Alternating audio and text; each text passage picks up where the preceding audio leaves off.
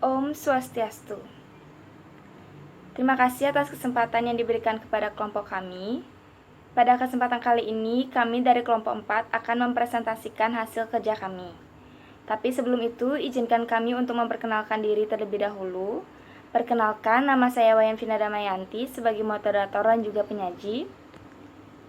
Kemudian ada teman saya, yaitu Nikomang Feni Tania Artami sebagai penyaji, Loh Putu Julia Vegi Astini sebagai penyaji, Nikomang Nancy Tri Octavia sebagai penyaji, dan Niputu Asparwati sebagai penyaji.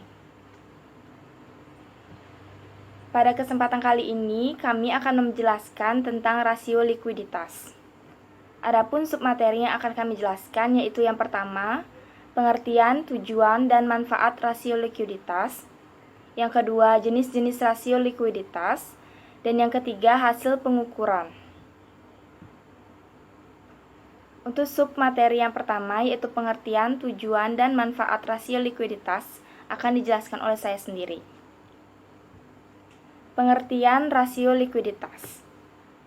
Menurut Fred Weston, rasio likuiditas atau liquidity ratio merupakan rasio yang menggambarkan kemampuan perusahaan dalam memenuhi kewajiban atau utang jangka pendek.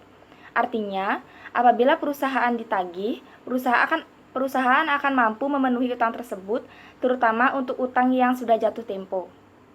Kemudian menurut James Ogill, rasio likuiditas yaitu rasio yang mengukur jumlah kas atau jumlah investasi yang dapat dikonversikan atau diubah menjadi kas untuk membayar pengeluaran, tagihan, dan seluruh kewajiban lainnya yang sudah jatuh tempo. Kemudian terdapat dua hasil penilaian terhadap pengukuran rasio likuiditas, yaitu apabila perusahaan mampu memenuhi kewajiban atau utangnya, dikatakan perusahaan tersebut dalam keadaan likuid. Jadi, ukuran perusahaan tidak hanya sekedar likuid saja, tetapi harus memenuhi standar likuiditas tertentu sehingga tidak membahayakan kewajiban lainnya. Materi yang selanjutnya yaitu tujuan dan manfaat rasio likuiditas. Adapun tujuan dan manfaat rasio likuiditas yaitu nomor pertama, untuk mengukur kemampuan perusahaan membayar kewajiban atau utang yang segera jatuh tempo pada saat ditagih.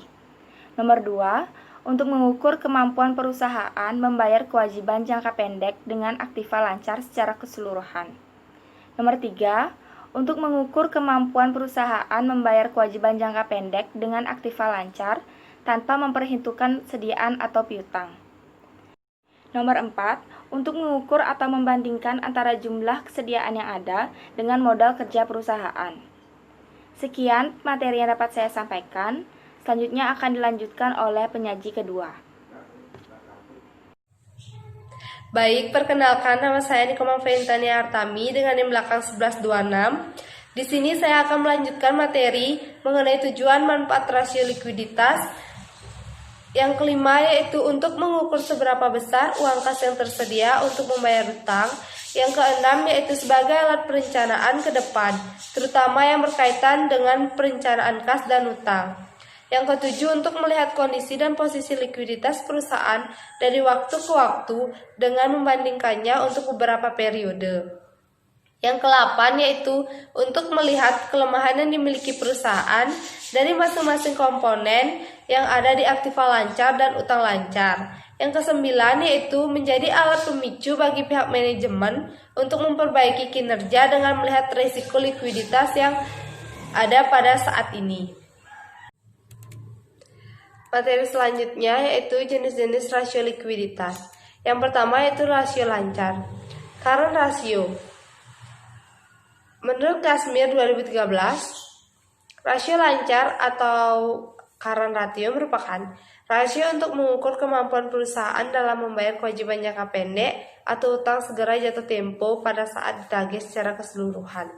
Dengan kata lain, seberapa banyak aktiva lancar yang tersedia untuk menutupi kewajiban jangka pendek yang segera jatuh tempo. Rasio lancar dapat pula dikatakan sebagai bentuk untuk mengukur tingkat keamanan suatu perusahaan. Rumus untuk mencari current ratio yaitu aktivitas lancar dibagi utang lancar. Untuk membahas rasio ini dapat menggunakan contoh laporan keuangan PT Yumiko Mahari Tbk. Komponen laporan keuangan 2005 dan 2006. Total aktiva lancar pada 2005 yaitu 1648 dan 2006 yaitu 1340. Dengan total utang lancar 2005 750 dan 2006 750. Untuk mencari current ratio 2005 yaitu current ratio sama dengan 1640 dibagi 750 sama dengan 2,18 kali yang dapat dibulatkan menjadi 2,2 kali. Artinya jumlah aktiva lancar sebanyak 2,2 kali. Utang lancar atau setiap Rp1 utang lancar dijamin oleh Rp2,2 harta lancar atau 2,2 dibanding 1 antara aktiva lancar dengan utang lancar yang berarti perusahaan tersebut cukup baik. 2006 yaitu current ratio 1340 dibagi 750 dapat mendapatkan hasil 1,8 kali. Artinya jumlah aktiva lancar sebanyak 1,8 kali utang lancar atau setiap rupiah utang lancar dijamin oleh harta lancar atau 1,8 dibanding 1 antara aktivitas lancar dengan utang lancar. Jadi jika rata-rata industri untuk current ratio adalah 2 kali, keadaan perusahaan untuk tahun 2005 dalam keadaan kondisi baik, mengingat rasio di atas rata-rata industri. Namun pada tahun 2006 kondisi kurang baik jika dibandingkan dengan perusahaan lain karena rasionya masih di bawah rata-rata industri. Sekian yang bisa saya paparkan, akan dilanjutkan oleh penyaji berikutnya. Baik, terima kasih atas kesempatannya. Sebelumnya, perkenalkan nama saya Luputu Julia Pejasini dengan NIM belakang 1206. Di sini saya akan mempresentasikan materi tentang rasio likuiditas, yaitu rasio cepat dan rasio kas.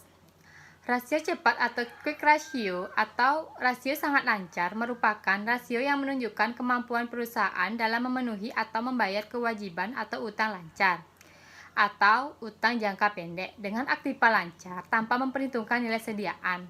Artinya, nilai persediaan kita abaikan dengan cara dikurangi dari nilai total aktiva lancar. Terkadang juga perusahaan memasukkan biaya yang dibayar di muka dan dibandingkan dengan seluruh utang lancar. Adapun rumus untuk mencari quick ratio bisa dilihat di slide PPT, yaitu rumusnya quick ratio sama dengan current asset dikurang inventory dibagi current liabilitas. Atau juga bisa menggunakan rumus quick ratio sama dengan kas ditambah bank ditambah efek ditambah piutang dibagi current liabilitas. Berikut contoh untuk mencari quick ratio bisa dilihat di slide PPT. Untuk tahun 2005 kita bisa lihat quick ratio-nya 2,52 kali. Dan untuk tahun 2006 kita bisa lihat quick ratio-nya 2,2 kali. Nah, jika rata-rata industri untuk quick ratio perusahaan 1,5 kali, maka pada tahun 2005 keadaan perusahaan dikatakan baik. Dan juga pada tahun 2006 perusahaan juga dikatakan baik. Nah, apabila quick ratio di bawah rata-rata industri, maka perusahaan dikatakan buruk, sehingga perusahaan diharuskan menjual sediaan untuk bisa membayar utangnya. Baik, untuk materi selanjutnya yaitu rasio kas atau kas ratio. Rasio kas atau kas ratio merupakan alat yang digunakan untuk mengukur seberapa besar uang kas yang tersedia untuk membayar utang. Ketersediaan uang kas dapat menunjukkan dari tersedianya dana kas atau yang setara dengan kas seperti rekening giro atau tabungan yang dapat ditarik setiap saat. Dapat dikatakan rasio ini menunjukkan kemampuan sesungguhnya bagi perusahaan untuk membayar utang-utang jangka pendeknya. Untuk mencari kas rasio bisa menggunakan rumus yang tertera di slide PPT, yaitu rumusnya kas ratio sama dengan cash or cash equivalent dibagi current liabilitas, atau juga bisa menggunakan rumus kas ratio sama dengan kas ditambah bank dibagi current liabilitas. Berikut contoh untuk mencari kas ratio bisa dilihat di slide PPT. Contohnya bisa dilihat untuk tahun 2005 kas rasionya yaitu 80%, Dan untuk tahun 2006 kita juga bisa lihat kas rasionya 75%. Nah, misal jika rata-rata industri untuk kas rasio adalah 50%, maka keadaan perusahaan pada tahun 2005 dikatakan baik karena kas rasionya 80% berada di atas rata-rata industri. Begitu juga dengan tahun 2006, kas rasionya 75% dan rata-rata industrinya 50%, berarti perusahaan juga dikatakan dalam keadaan baik. Nah, namun kondisi kas terlalu tinggi juga kurang baik untuk perusahaan karena kas yang terlalu tinggi merupakan banyak dana yang menganggur mengakibatkan perusahaan kurang efektif menggunakan dana tersebut. Begitu juga sebaliknya, apabila kas terlalu rendah juga kurang baik karena apabila kas rendah maka perusahaan harus menjual beberapa aktiva lancarnya untuk melunasi membayar utang-utangnya. Perkenalkan, nama saya Nikomanesi Trioctavia. Di sini saya akan melanjutkan presentasi yaitu mengenai rasio perputaran kas dan inventory to net working capital. Baik, yang pertama di sini saya akan menjelaskan mengenai rasio perputaran kas. Nah, menurut James Ogill, rasio perputaran kas ini berfungsi untuk mengukur tingkat kecukupan modal kerja perusahaan yang dibutuhkan untuk membayar tagihan dan membiayai penjualan. Artinya, rasio ini digunakan untuk mengukur tingkat ketersediaan kas untuk membayar tagihan atau utang dan biaya-biaya yang berkaitan dengan penjualan. Rasio perputaran kas ini dapat dicari dengan rumus penjualan bersih dibagi dengan modal kerja bersih, di mana untuk mencari modal kerja bersih dapat dengan mengurangi aktiva lancar terhadap utang lancar. Nah, untuk pengaplikasian rumus tersebut dapat digunakan contoh data seperti yang dapat dilihat pada slide. Komponen laporan keuangan yaitu penjualan bersih pada tahun 2005 sebanyak 5.950 dan 2006 sebanyak 5.550. Total aktiva lancar pada tahun 2005 sebanyak 1.640 dan 2006 sebanyak 1.340. Dan yang terakhir total utang lancarnya pada tahun 2005 yaitu sebanyak 750 dan 2006 sebanyak 750. Jadi dengan rumus kita dapat mencari untuk tahun 2005 rasio perputaran kasnya itu penjualan bersih yaitu sebanyak 5.950 dibagi dengan modal kerja bersih yaitu aktiva lancar dikurangi dengan utang lancar yaitu aktiva lancar sebanyak 1.640 dikurangi dengan 750 didapat 6,68 dan jika dibulatkan yaitu menjadi 7 kali. Dan untuk 2006 rasio perputaran kas sama dengan 5.550 dibagi dengan 1.340 dikurangi 750 didapatkan hasil 9,4 kali yang jika dibulatkan menjadi 10 kali. Nah, artinya jika rata-rata industri untuk perputaran kas ini adalah 10%, keadaan perusahaan pada tahun 2005 kurang baik karena masih cukup jauh dari rata-rata industri. Namun, kondisi tahun 2006 dikatakan baik karena kondisinya sama dengan rata-rata industri. Selanjutnya, saya akan menjelaskan mengenai inventory to net working capital. Inventory to net working capital ini merupakan rasio yang digunakan untuk mengukur atau membandingkan antara jumlah sediaan yang ada dengan modal kerja perusahaan. Nah, inventory to net working capital ini dapat dicari dengan rumus inventory dibagi dengan current asset dikurangi current liabilities, atau sediaan dibagi dengan aset lancar dikurangi dengan utang lancar. Untuk pengaplikasian rumus dapat dilihat pada slide. Contohnya yaitu komponen laporan keuangan pada tahun 2005 dan 2006. Nah, total aktiva lancar tahun 2005 sebanyak 1.640 dan 2006 1.340. Total utang lancarnya 750 pada 2005 dan 2006 750. Dan sediaan tahun 2005 sebanyak 250 dan 2006 sebanyak 310.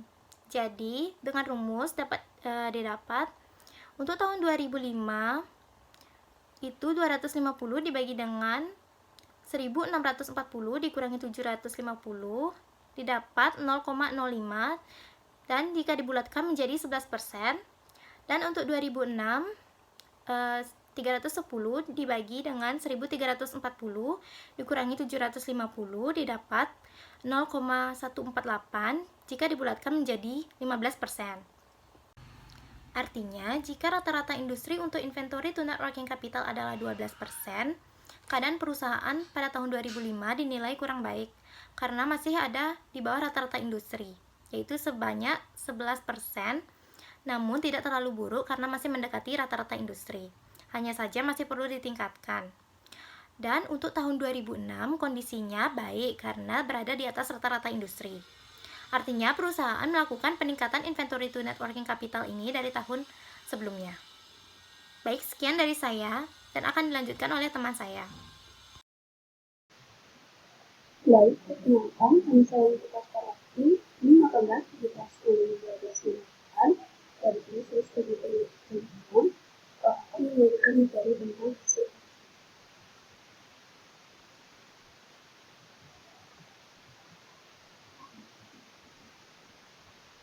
Nah, dari pengaturan hasil tadi dapat dari kondisi dan posisi perusahaan seperti yang diubah dalam slide. Rasio angka dapat dilihat dari slide terjadi kemungkinan sebanyak 2,2%. Hal ini dapat dikatakan menyebabkan karena berada di atas itu. Namun sebagai kita menjadi mengalami penurunan karena masih di bawah rata-rata ini. Jika standar rata-rata industri untuk karang rasio yaitu sebanyak 2 kali, karang rasio tahun 2020 dikatakan baik, namun untuk tahun 2020 dikatakan kurang baik karena tidak memenuhi standar rata-rata industri. Oleh karena itu, kondisi di tahun 2006 perlu dikhawatirkan, mengingat rasio rata yang dimiliki perusahaan masih di bawah rata-rata industri dan perlu ditingkatkan lagi seperti sebelumnya. Nah, hal ini penting mengingat rasio yang mengandung rata-rata industri yang dibutuhkan memang memiliki kepercayaan berbagai pihak pada perusahaan. Nah, untuk rasio cepat di tahun 2005 ke 2006 juga mengalami penurunan. Jika semula pada tahun 2005 rasio cepatnya adalah 2,5 dan tahun 2006 2,2 kali. Jadi, jika standar rata-rata industri untuk rasio antara rasio cepat adalah 1,5 kali, kondisi perusahaan dapat dikatakan cukup memuaskan untuk kedua kasus, walaupun terjadi penurunan dari tahun 2005 ke 2006.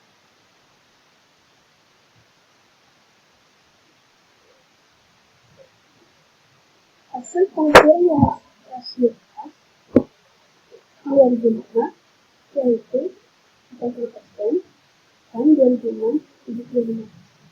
Nah, kedua hal ini tidak mengalami penurunan. Jika rata-rata rasio kas yang 50%, perubahan berada dalam memuaskan karena masih di atas rata-rata industri. Hanya saja perlu diantisipasi apakah nilai kas sudah dilakukan secara optimal karena rasio kas yang tinggi dicurigai karena mengikuti nilai pengelolaan secara baik. Artinya, adanya kas ide atau mengganggu dan terus juga ini merugikan perusahaan. Untuk hasil penyusunan rasio perputaran kas dari tahun 2005 ke tahun 2006 juga mengalami kenaikan. Jika semula pada tahun 2005 rasio kasnya itu sebesar 10%, tahun 2006 mengalami kenaikan menjadi 10%. Nah, hal ini berarti perusahaan memiliki kemampuan yang lebih besar untuk mengikuti biaya-biaya perusahaan. Jika rata-rata jika katakan industri sudah kita lihat besar 10%, untuk perusahaan tidak menyukai karena masih di bawah rata-rata industri. Sementara itu, untuk rasio keluarganya menyatakan karena rasio totalitas 2006 sama dengan standar rata-rata industri.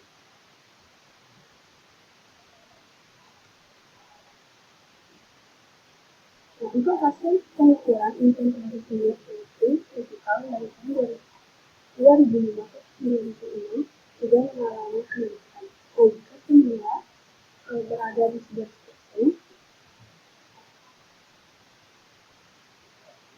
di tahun 2006 naik menjadi 15%. Nah, jika standar rata-rata industri untuk inventory minyak fisikal sebesar 12%. Nah, rasio perubahan ini untuk 2005 dinilai terlalu baik meski tidak terlalu jauh dari standar rata-rata industri. Sementara itu, rasio untuk tahun 2006 dikatakan baik karena berada di atas rata-rata industri. Baik, demikian materi penekanan metode dari saya. Sekian materi yang dapat kami sampaikan. Apabila ada kesalahan kata maupun perbuatan, akan kami perbaiki di kesempatan lain. Akhir kata saya ucapkan Parama Santi. Om Santi Santi Santi Om.